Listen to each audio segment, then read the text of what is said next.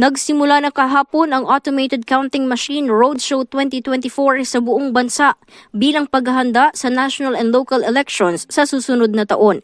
Sa Pangasinan, pinangunahan ni Provincial Election Supervisor Attorney Erickson Oganiza ang pagtatampok sa mga bagong automated counting machine at demonstration ng voting process mula sa pagpasok ng balota, paglabas ng resibo at transmission ng kabuuang boto pagkatapos ng voting period.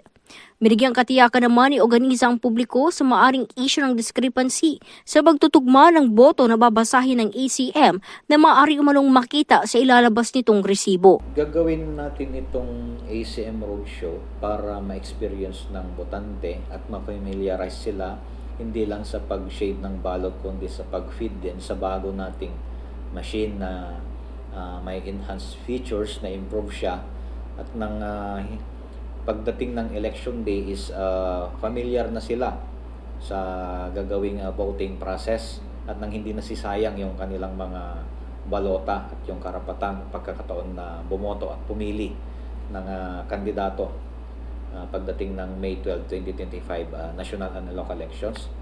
Yung features ng machine na pwede nilang i-compare yung balota at yung resibo na generate ng machine. Kaya yung mga may agam-agam na iba yung binoto at iba daw yung nirecord ng machine, pwede na lang masubukan ngayon at makita na hindi nagkakaroon ng discrepancy sa kanilang binoto at sa nasa resibo ng ating machine. Layunin ng ACM Roadshow na maihanda ang mga botante sa mangyayaring voting process sa susunod na taon gamit ang naturang bagong makina.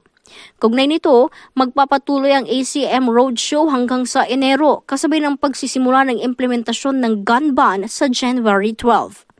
Kasama mo mula dito sa IFM Dagupan, ito si Idol Jam Victorio, Tatak IFM. IFM News. IFM News.